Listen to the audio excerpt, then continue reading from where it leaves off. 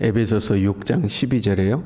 우리의 싸움은 혈과 육을 상대하는 것이 아니요 통치자들과 권세들과 이 어둠의 세상 주관자들과 하늘에 있는 악의 영들을 상대함이라 이렇게 말씀했어요. 우리의 싸움은 혈과 육을 상대하는 것이 아니다. 사람을 상대로 하는 것이 아니다. 눈에 보이는 것과의 싸움이 아니라 영적인 것들과의 싸움이다 이 말씀이죠. 당대에는 이제 통치자들, 권세들, 이 어둠의 세상 주관자들 이것들을 다 영적인 존재로 인식했던 단어예요. 사람을 지칭하는 단어가 아니에요. 그러니까 사람이 통치를 하는 것 같아도 배후에는 영적인 존재가 있다 하는 것을 인식하는 거죠. 이게 이제 이 세상을 바라보는 영적인 관점인 거죠. 영적 관점으로 볼 때 배후에 영적인 존재들이 있다는 거죠. 지금 당대의 성도들은 로마와 황제의 지배를 받고 있죠. 그렇잖아요. 그리고 그 로마와 황제에 의해서 핍박을 받고 있어요. 그런데 눈에 보이는 것은 로마 제국이고 황제들이지만 그 배후에는 사탄의 존재가 있다 하는 것을 이제 인식하는 거죠. 로마 황제나 로마라는 제국 배후에 영적인 세력들이 존재한다 하는 거죠. 우리 시대에도 마찬가지예요. 한 국가가 등장하고 그 국가에서 법과 제도를 만들고 그 국가 안에 어떤 문화와 유행 등이 생기는 거죠. 근데 그것이 반기독교적이고 기독교를 핍박하는 그러한 세력이 될 수가 있죠. 그러면 그 배후에 역시 영적인 것들이 존재하고 있다 하는 거죠. 그게 이제 이 세상을 영적인 시선으로 바라보는 방법이죠. 지금 12장, 13장 이렇게 되는데 인을 떼고 나팔을 불고 대접을 쏟아붓는 그 지금 요한계시록의 하나의 그 스토리 중에 마치 과거를 회상하듯이 우리가 영화를 보면 내가 지금 상대방 원수하고 엄청난 지금 이제 피 터지는 전쟁을 앞두고 있어요. 그랬더니 왜 그 상대방과 원수가 될 수밖에 없었는가에 대한 이제 회상신이 딱 나오잖아요. 부모님 때 원수가 됐든지 아니면 할아버지 때 원수가 됐든지 내가 알지 못하는 과거에 우리 집안이 저 집안과 어떻게 원수가 되었는가, 저 집안이 우리 집안의 부모님들을 어떻게 괴롭히고 살해하고 해서 원수가 될 수밖에 없었는가, 과거 회상신이 이렇게 쭉 나오잖아요. 또 다른 스토리가 딱 나오듯이 지금 그 장면이거든요. 인을 떼는 것은 예수님이 부활하고 승천하셔서 하늘의 보좌에 오르셔서 인을 떼는 거잖아요. 예수님 부활 이후의 스토리죠. 그런데 12장에는 예수님이 이 땅에 초림으로 오시기 전에부터 이야기, 어떻게 이 영적 대립이 있었는가 하는 표현하자면 구약 성도들, 구약의 교회에서부터 어떻게 영적 대립이 있었는가를 이제 설명하는 거죠. 예수님이 오는 과정을 한 여인이 해산하는 과정으로 하고 그 예수님을 잡아먹으려고 용이 기다리고 있다가 용은 이제 사탄이죠.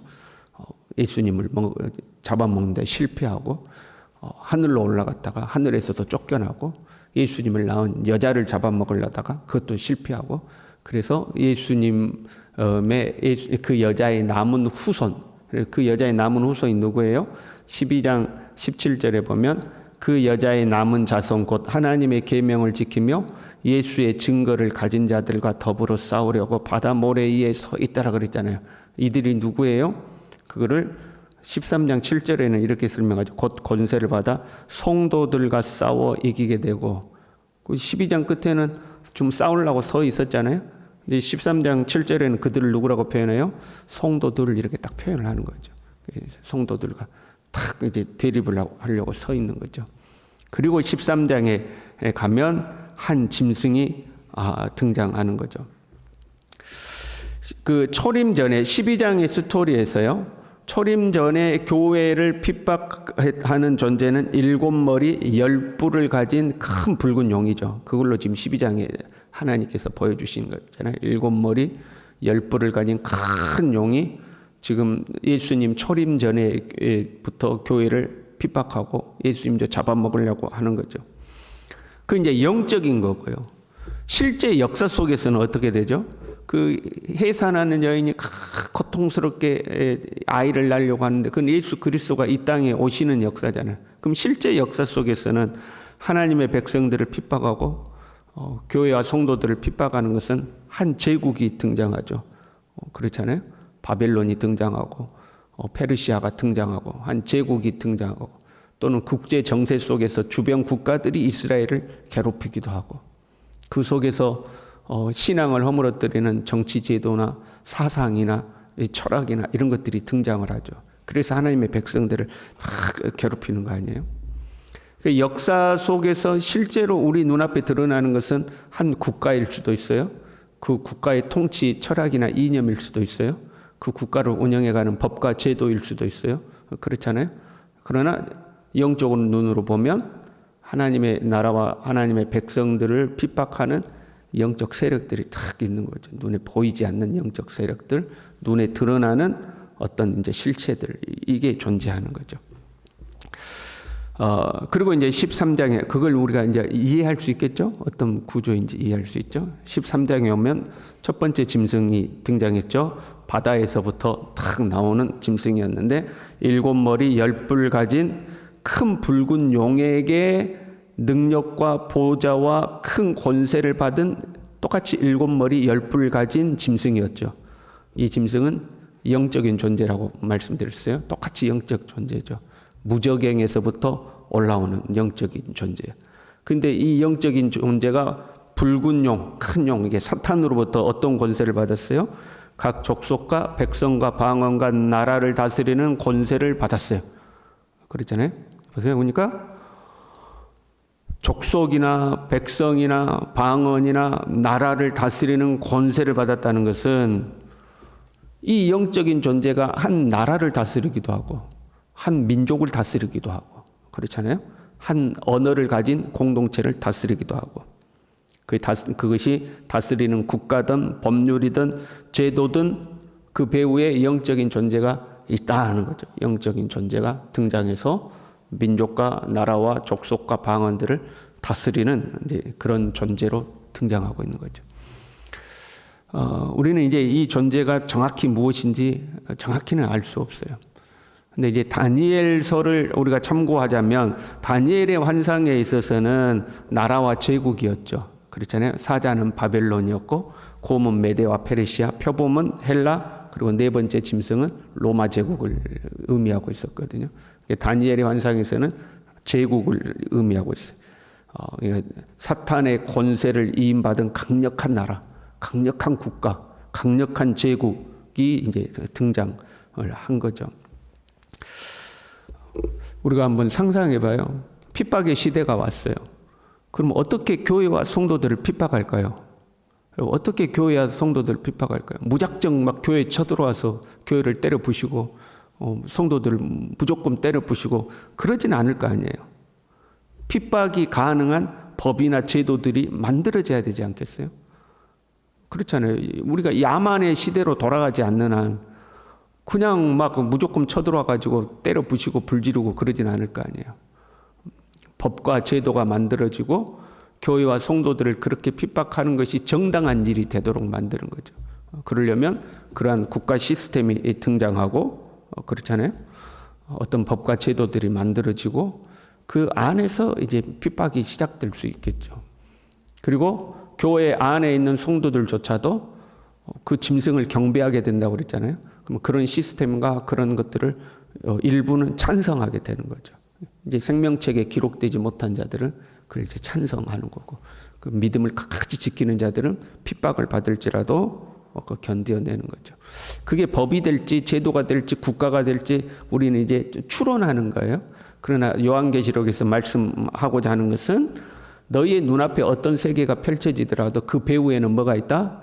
붉은 용이 있다 하는 거죠. 영적인 존재가 있어서 그 영적인 존재에 의해서 교회와 성도들은 핍박을 받게 되고, 그 시대에 참 그리스도인들은 성소에서 하나님을 경배하고 한편으로는 마지막까지 복음을 증거하지만 그 어둠의 세력에 의해서 어떻게 될 거다? 패배하게 될 거다 하는 거죠.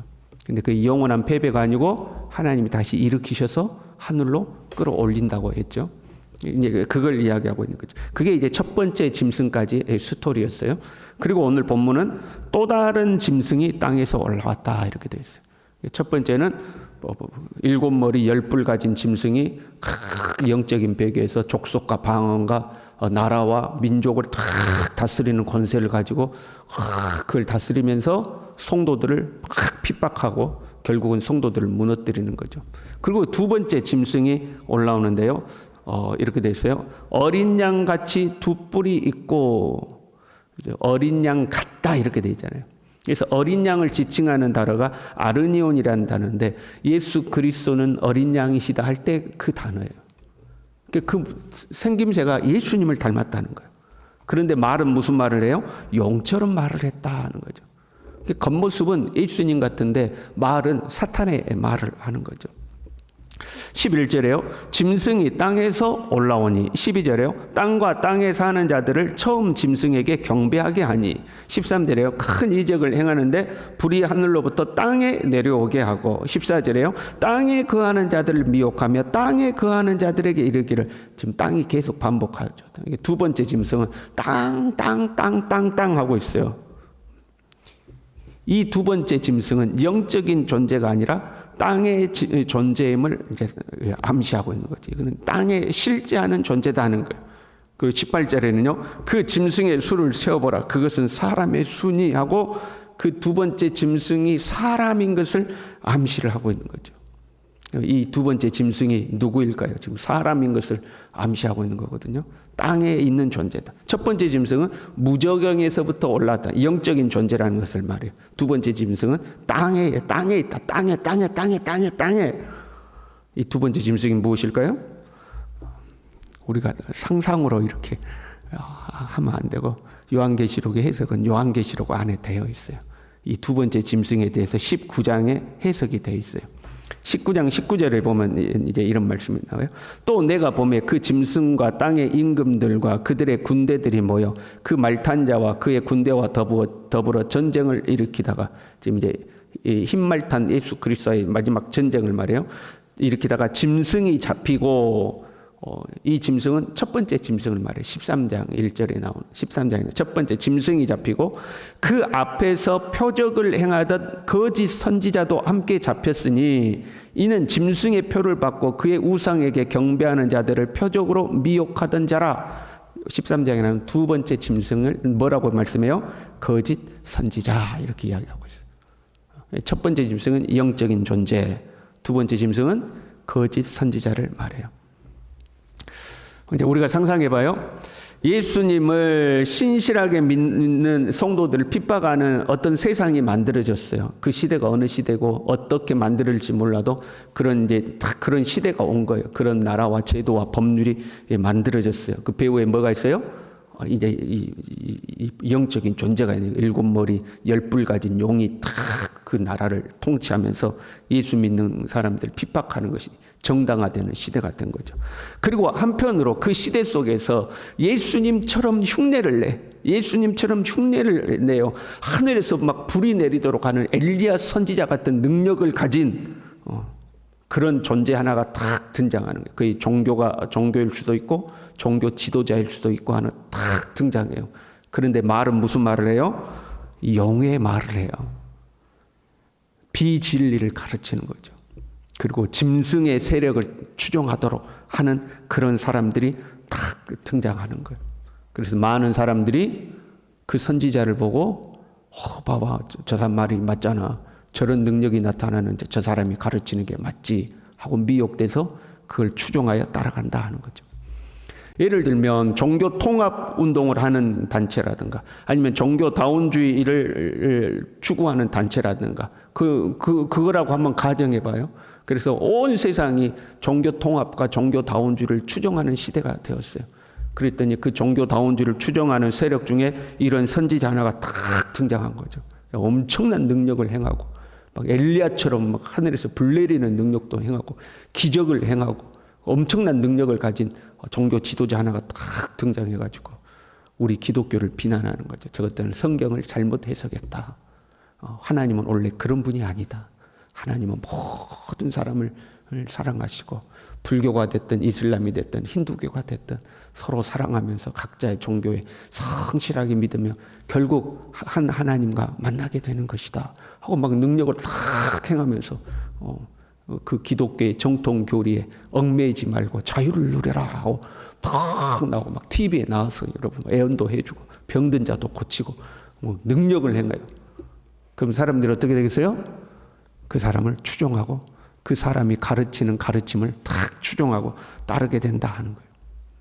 그런 영적인 시대가 올 거다 하는 거죠. 데살로니가 후서 2장 9절에도요. 악한 자에 나타나면 사탄의 활동을 따라 모든 능력과 표적과 거짓 기적과 불의의 모든 속임수로 멸망하는 자들에게 있으리니 그러죠. 마태복음 24장 23절부터도 예수님께서 경고하셨죠. 그때에 사람이 너희에게 말하되 보라 그리스도가 여기 있다 혹은 저기 있다 하여도 믿지 말라.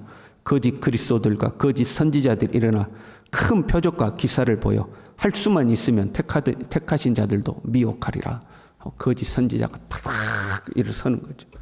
그래서 성경을 벗어난 비진리를 가르치면서 그 비진리가 진리인 것처럼 미혹하는 방법이 큰 능력을 보여주는 거예요.